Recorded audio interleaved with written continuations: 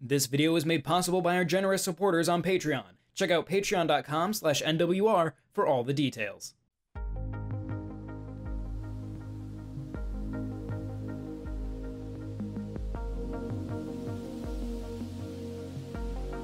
I was 7 years old when I first booted up The Legend of Zelda: Ocarina of Time. Being a Dutch kid and wanting to play this extensive action-adventure game was exciting, but there was a barrier that was hard to overcome.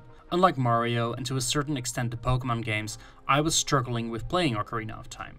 Not because of its controls, but because of the enormous amount of text. Sure, the monsters were scary, the Great Deku Tree was confusing, and traversing Hyrule Field felt like a dangerous task, but it was language that prevented me from understanding what was actually going on. Only with the help of my au pair, who was able to translate an online guide of the game, was I able to grasp what Link's quest was all about. The lack of understanding the text made the adventure alluring in my mind. I kept thinking about the world of Hyrule before I went to bed, and I saw all these mysteries that the game seemed to keep from me, just because I didn't understand a word of what was being said by the characters inhabiting this world. I felt like a stranger in a strange land, slowly but steadily uncovering and understanding more about this game that had a grip on my mind like no other. It's an experience that's near impossible to recreate in the modern era. Even with something like Breath of the Wild, which evokes much of that feeling, my understanding of English and language in general takes away so many of the secrets that I felt were kept from me as a kid. I cannot understate how much Tunic made me feel like this lost kid again.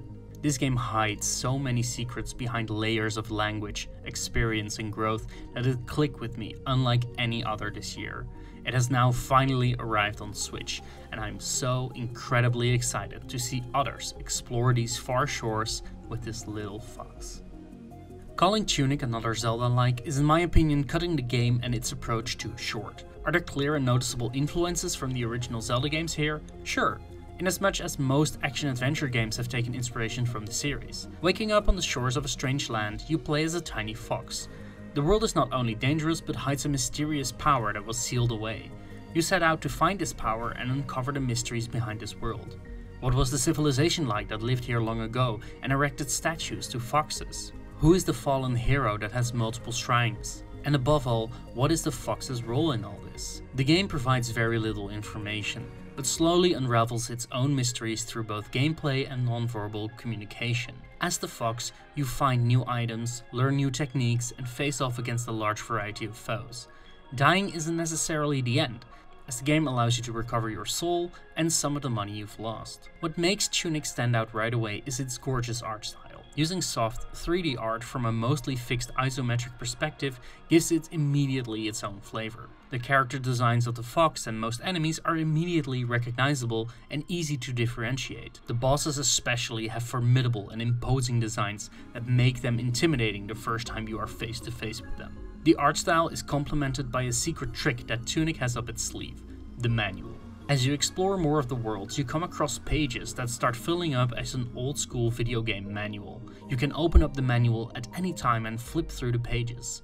The manual not only contains some backstory of the world, characters and items, but also explains the core mechanics of the game.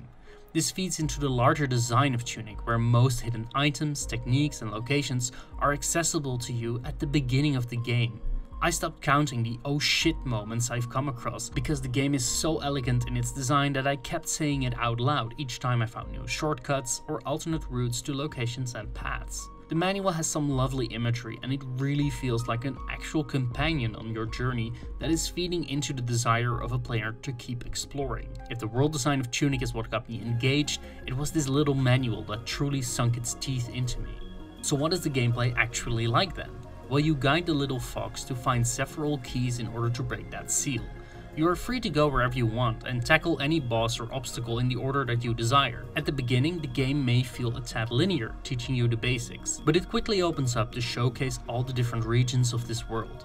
Enemies can be defeated using sword swings or using other items you collect along the way. You can throw magical bombs that have fire or ice properties, or use other magic items to try and defeat them. The game is not easy though. That doesn't just go for the bosses, who are definitely an uphill challenge, but even regular enemies can easily gate progression or exploration. Thankfully, there are additional ways to improve your little fox, by collecting items that upgrade your attack, defense, stamina and magic. Tunic also takes a lot after the Souls-like games, and has replenishable potions to recover some health, as well as using dodges and shields to block enemy attacks. Combat feels very fluid and snappy, but don't expect it to be as laid back as you might see in a Zelda game. What's really hard to explain about Tunic is that most of its progression is tied to your understanding of the game as a player. Advanced mechanics hit like a truck once you understand them, either via experimentation or finding a helpful page in the manual. There were so many times that I was uncovering new dungeons, locations, or items because a new form of interaction was revealed to me. There's nothing more I'd wish for than to re-experience this game for the very first time, because those revelations stick with the player and make this strange and hostile world feel a little more understandable. That's before we even get to elements like the game's use of a secret language, the way in which the game tries to communicate directly with the player, and the optional secrets that are hidden all throughout the world. I also want to take this time to praise the absolutely wonderful audio work that accompanies Tunic everywhere. From the incredible sound design created by Power Up Audio to the simply phenomenal soundtrack from Lifeformed and Janice Kwan. The music evokes mystery in every track and balances it between playful tracks, anxiety-inducing combat medleys, and peaceful, calming pieces. Simply put, I cannot wait to add this wonderful soundtrack to my personal vinyl collection, because I consider it to be a masterpiece. So let's get into the Switch specifics. I was very hesitant when Tunic was first revealed in a Nintendo Direct earlier this month.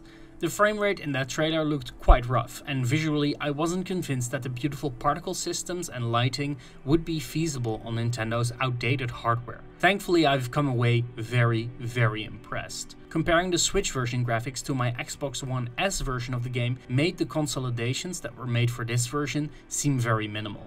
The frame rate is a consistent 30 FPS in both handheld and docked mode. The one downside is that you'll often have to deal with slightly long loading screens when moving between regions or locations. From a visual standpoint, the game holds up fairly well compared to the Xbox One version of the game. A noticeable difference is the ambient occlusion, which is of a significantly lower sample quality.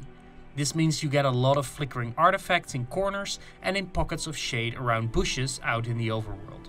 If you ask me, Switch owners have nothing to fear by playing Tunic on their consoles. Is it the best version of this game? Definitely not, but it runs like a charm and can be enjoyed on the go without too much of an issue. Tunic has become a very special game to me.